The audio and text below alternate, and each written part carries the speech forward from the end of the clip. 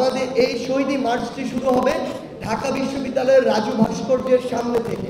আমাদের শহীদ মার্চের রুট হবে রাজু ভাস্কর্য থেকে শুরু করে নীলক্ষেত হয়ে নিউ মার্কেট, কলাবাগান, এরপরে ধানমন্ডি পার হয়ে মানিক মিয়া এভিনিউ হয়ে, অর্থাৎ সংসদ ভবনের সামনে দিয়ে ফার্মগেট, কাউরান বাজার, শাহবাগ, আবার রাজু ভাস্কর্য হয়ে আমাদের জাতীয় শহীদ মিনারে গিয়ে শেষ হবে।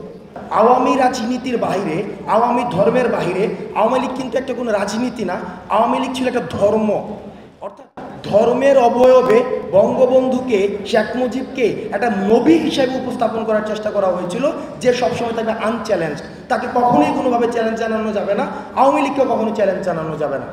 এবং আমরা মনস্তাত্ত্বিক জায়গা থেকে সেই বিষয়টিকে আমরা মেনেও নিয়েছিলাম, এবং এই মেনে নেওয়ার জায়গায় ইন্ধন হিসেবে, ক্যাটালিস্ট হিসেবে কাজ করেছে গণমাধ্যম থেকে শুরু করে ব্যবসা প্রতিষ্ঠান, শিক্ষা প্রতিষ্ঠান, রাষ্ট্রের যে বিভিন্ন ইনস্টিটিউশনসগুলো রয়েছে, যারা এখন বিভিন্ন দাবিতে রাস্তায় নেমে আসছে, যারা অন্তর্বর্তীকালীন সরকারটি গঠিত না হতেই রাস্তায় বিভিন্ন যৌক্তিক দাবিতে নেমে আসছে। আমি প্রশ্ন রাখতে চাই, আপনারা এতদিন কোথায় ছিলেন? গত 16 বছর ধরে আপনি কেন ক্ষমতাকে প্রশ্ন করতে পারেননি? কেন ফেসিবাদকে প্রশ্ন করতে পারেননি? কেন রাষ্ট্র, আপনি রাস্তায় দাঁড়াতেন যখন, তখন আপনাকে বলতে হতো যে আপনাকে বলতে হতো আমি কোনো রাজনৈতিক দলের সাথে সংশ্লিষ্ট হতো না। কেন রাজনৈতিক দলের সাথে সংশ্লিষ্ট হলে কেন দাবিটি জানাতে পারতো না? আমাদের এই জায়গাটায় প্রশ্ন রাখতে হবে, আমাদের চিন্তা জগতে একটি প্রশ্ন আমাদের সবসময় রাখতে হবে। এই যে আমরা ক্ষমতাকে প্রশ্ন করা শিখেছি, সেটি ধারাবাহিকতা অব্যাহত রাখতে হবে।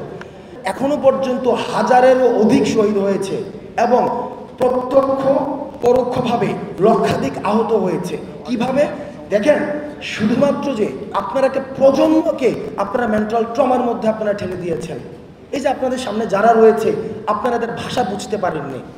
একটা প্রজন্ম, এই প্রজন্মর মেন্টাল ট্রমার এই দায়ভার যারা ৭১কে পুঁজি করে, যারা মুজিববাদকে পুঁজি করে, যারা হাসিনাকে পুঁজি করে, শেখ মুজিবকে পুঁজি করে, যারা ২৪ পর্যন্ত এই ফেসিবাদকে টেনে নিয়ে এসছে, এই প্রজন্মকে এই মেন্টাল ট্রমাতে যে ফেলেছে, সেটির দায়ভার তাদেরকে নিতে হবে। এবং সেটির দায়ভার তারা যদি স্বীকার না করে, তাদের দোষ যদি স্বীকার না করে, তাহলে পরবর্তীতে যে তাদেরকে রাজনীতিতে পুনর্বাসনের যে চিন্তাটি করছে, সেই চিন্তাটি তাদের বুমেরাং হবে। কারণ ফেসিবাদকে যারা পৃষ্ঠপোষকতা দিয়েছে, ফেসিবাদের যারা সুবিধা নিয়েছে বিভিন্ন ফর্মের, কারণ আওয়ামী লীগ প্রথমেই বলেছে এটা কোনো দল ছিল না, কিন্তু এটা একটা ধর্ম ছিল। এই আওয়ামী লীগের ধর্মের অনেকগুলো জনরা ছিল। আওয়ামী লীগ কালচার ছিল, আওয়ামী লীগ মিডিয়া ছিল, আওয়ামী লীগ ইনস্টিটিউশন ছিল, আওয়ামী লীগ পোশাক ছিল, আওয়ামী লীগের খাবার দাবার ছিল। আপনি দেখবেন পাকিস্তানি মুরগি, আমরা দেখেছি যে এই যে দেখেন, এটা মনস্তত্ত্বের মধ্যে কিন্তু বিশাল একটা, আমরা এটাকে স্বাভাবিকভাবে মেনে নিয়েছিলাম। আমরা ইলিশ বাণিজ্য চলেছে, ইলিশ দিয়ে রাজনীতি করা হয়েছে। অর্থাৎ আমাদের প্রত্যেকটা টুলস, ইনস্ট্রুমেন্ট, এই ফেসিজম যে মাথার মগজে যেভাবে ঝেঁকে বসেছে, গেড়ে বসেছে, এইটার সমুৎপাটন করতে হলে আমাদেরকে যে কাজটা করতে হবে, সেটা হচ্ছে আমাদেরকে ইউনাইটেড থাকতে হবে। আমাদেরকে কিভাবে ইউনাইটেড থাকতে হবে? দেখেন, যখন ডিস্ট্রাকশন হয়, কোনো কিছু ডিস্ট্রাকশনের সময় সবাই এক হয়ে যায়, কিন্তু কনস্ট্রাকশন যখন ঘটতে যায়, তখন সেখানে বিভাজনের রাজনীতি সৃষ্টি করা হয়। যেমনটা আমরা দেখেছি, যখন ৪৭-এ দেশটাকে ভাগ করার কথা ছিল, তখন আমরা দেখেছি সবাই এক হয়ে গিয়েছিল। ৭১ মুক্তিযুদ্ধ হয়েছিল, সবাই এক হয়ে গিয়েছিল। আবার ২৪-এ যখন খুনি ফেসিবাদকে আমরা পতন ঘটাতে চেয়েছিলাম, সবাই এক হয়ে গিয়েছিল। যখনই এখন আমরা বিনির্মাণের দিকে যাচ্ছি, পুনর্গঠনের দিকে যাচ্ছি, তখন আমরা দেখছি আবার দ্বিবিভাজনের যে রাজনৈতিক যে টুল, সেটাকে আবার ইনজেক্ট করার চেষ্টা করা হচ্ছে।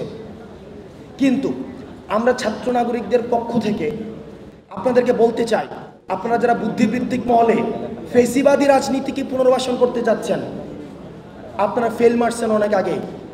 এই ছাত্র নাগরিক যাদেরকে আপনারা সিজলেস টাইমের জন্য আপনারা মেন্টাল ট্রমার মধ্যে ফেলে দিয়েছেন, তাদের রাজনৈতিক চিন্তাধারার বিকশিত হওয়ার পথটাকে আপনারা রুদ্ধ করে দিয়েছেন, সেটির দায়ভার আপনাদেরকে নিতে হবে।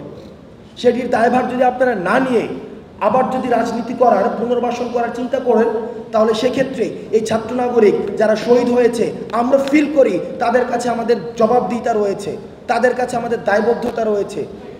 সেই জায়গা থেকে আমরা সবাইকে, বিশেষ করে আমাদের প্রজন্ম যারা রয়েছে, ছাত্র নাগরিকের যে প্রজন্ম রয়েছে, আমি আপনাদেরকে কিছু চিন্তা দিতে চাই। এই যে আওয়ামী ধর্ম প্রতিষ্ঠিত করেছিল, বঙ্গবন্ধুকে নবী হিসাবে দেখানোর চেষ্টা করা হয়েছিল, পলিটিক্যাল নবী, পলিটিক্যাল কাল্ট, সেটিকে চ্যালেঞ্জ করার জন্য আমাদের রাজনৈতিকভাবে ব্যাপকভাবে আমাদের চিন্তার জগৎকে উন্মুক্ত করতে হবে। আমাদের নিজেদের মধ্যে প্রিন্সিপালস, আমরা ভবিষ্যতে বাংলাদেশ পুনর্গঠনের জন্য কোন কোন প্রিন্সিপালের ভিত্তিতে বাংলাদেশকে পুনর্গঠন করব, যেখানে আর কখনোই কোনো ধরনের কোনো রূপে আর ফ্যাসিজম ফিরবে না, যেখানে গণমাধ্যমের স্বাধীনতা নিশ্চিত করা হবে, যেখানে আমাকে কখনোই কোনো রাস্তায় দাবি নিয়ে এসে আমাকে বলতে হবে না যে আমি কোনো রাজনীতির সাথে সংশ্লিষ্ট না, সুতরাং আমার দাবিটি মেনে নাও।